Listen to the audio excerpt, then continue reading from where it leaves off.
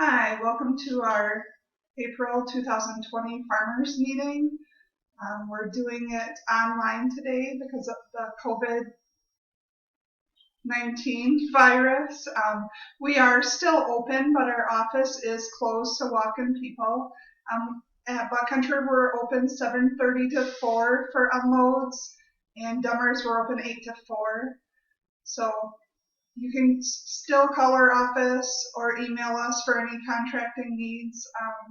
We do have some people at our meeting today. John Valenzinski showed up. Glenn showed up in all his safety gear. And we do have a special guest. Tracy from Light Commercial is here. So we'll get started with our meeting. What we'd like to talk about first is what's driving the corn market and what are some things that to keep on your guys' radar when thinking about where the markets are going to do. So right now, as we all know, the fuel demand has very well dropped, and as well as some of the pricing has been down a lot. So that's kind of hurt the corn market, to say the least. Ethanol demand has been down 35 to 40% actually.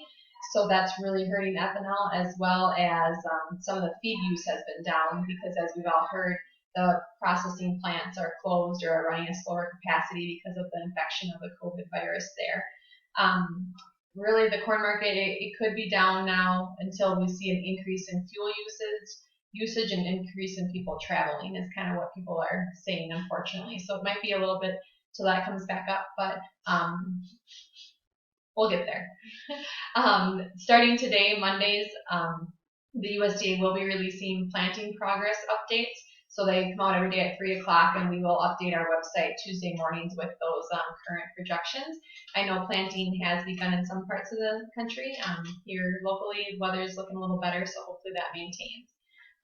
So let's look at a little bit of the March USDA report, the March 31st USDA report on what their projected planting is going to be for corn and soybeans for this year. As you can see, USDA is projecting that corn acres are going to be 97 million bushels and beans 83.5 million bushels. This is an increase from the last 2 years. In the 18-19 crop, it was 88.9, and the soybeans are 89.2. So they were pretty close. But as you can see, they are projecting a huge corn number for this year. As we just talked about, the corn demand isn't the greatest, so we'll have to see how that all plays out, but they are projecting a big number coming out. This chart too I thought was interesting just because it shows the amount of acres that have been planted back since the 90s, the difference between corn and beans, how they kind of meet almost a couple years back, and then now there's this sharp change there too. So just something to keep an eye on, how many acres are going to be planted. Soybeans, what's kind of going on with the soybean market right now? Last week, there actually was record crush numbers for the beans, so that should have been supportive of the price. But we're kind of getting backlogged a little bit on that too, especially since a lot of the soybean oil would go to restaurants for deep frying food and things like that. And since restaurants are closed, we don't have a demand for that. So that's kind of getting a little bit backed up as well. One benefit or good thing is that ethanol, since that's been down, the DDGs have been down. So the soybean meal market has been up some, but then back to the previous talking about processing plants for those cattle is slowing down. It's kind of, we're going to have to see how much feed usage there is. That might be something that's changing too.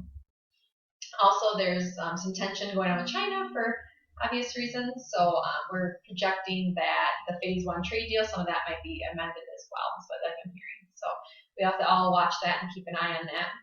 As I just mentioned in the previous slide, there for 2020, they're projecting 83.5 million acres of beans.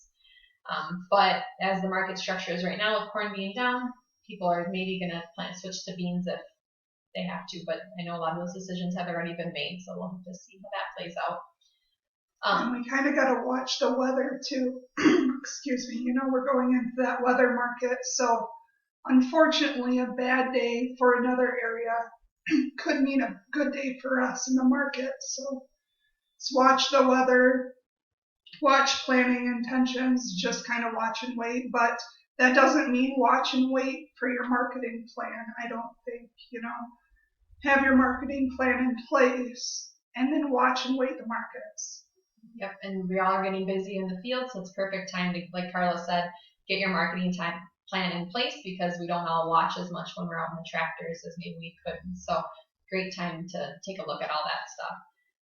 Also at our locations, Buckcountry and Dummers, we are offering free price later on both corn and soybeans. So if you have some bins you want to get cored out or move some bushels around, you can bring it in here free of charge until harvest. Till October 1st. So you can bring it in free. There's no charge till October 1st. And as of October 1st, you get to participate in any plan that we have at the elevator. So you can put it in, leave it in price later. You just get charged the fee at that time. You can put it on a navigator. You can put it on a regular price contract. It's just because we know you guys put that corn in there or beans and maybe they might have been a little wet, and we rather have that product come out in good standing and come out to us. We know it's going to come up to us at some point, so let's get it out while you have time and get it to the elevator with good quality so we can get it out and get it handled before you guys are busy planting. So it's just free price later. There's no really hidden fees. And you can price at any time. You can put a target in on that, if you've ever been to one of these, we're a target-based operation, so you can put targets in on that too. It's a win-win for everybody. So as we all know, for grain farmers, all the bushels need to get turned into money at some point. So it's big picture, looking at the whole picture, I guess. Farming is a business, and at the end of the day, we all need money to reinvest the next year. So we should all try to approach our marketing strategy that way, that maybe the price isn't where it wants to be right now, but if we're maybe paying interest on something or have some needs coming up, it might be better to make a plan for the future too at this point. Prior to harvest, the futures markets trade, is it 2 years in advance, or maybe some months even 3 years in advance? So if we get a strong marketing plan down and you find where your break even is, we can get targets out there a year or two in advance. And a lot of times the best price you would receive for your grain is a year out, possibly.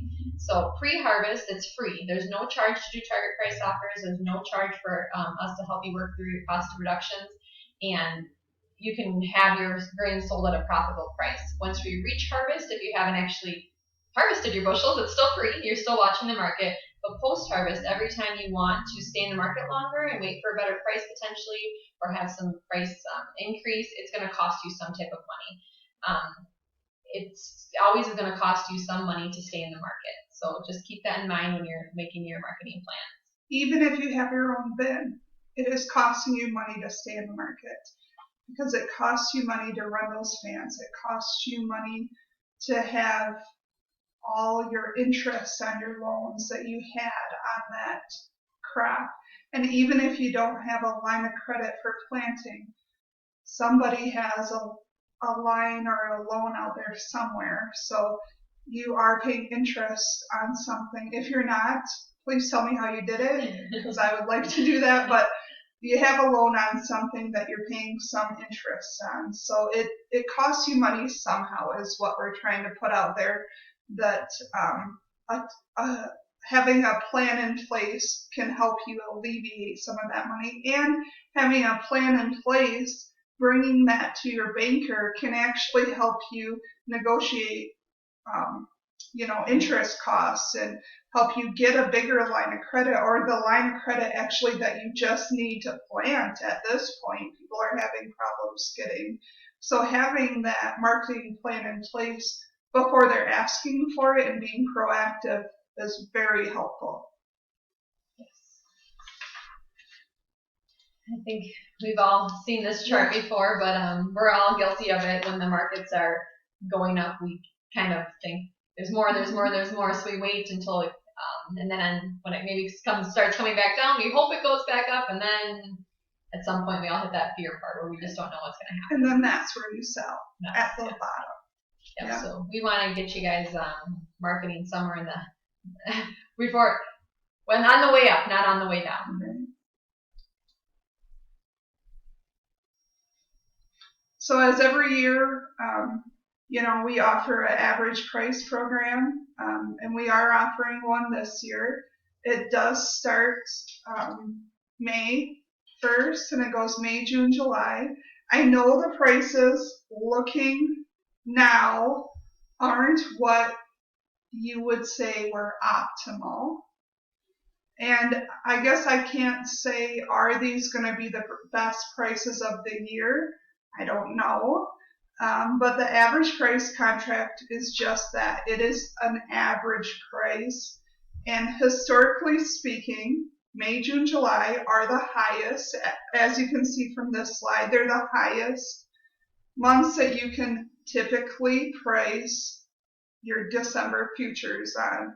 So that's why we pick those months. So although they might not be optimal, they might be the best it is. We're not saying they're going to for sure.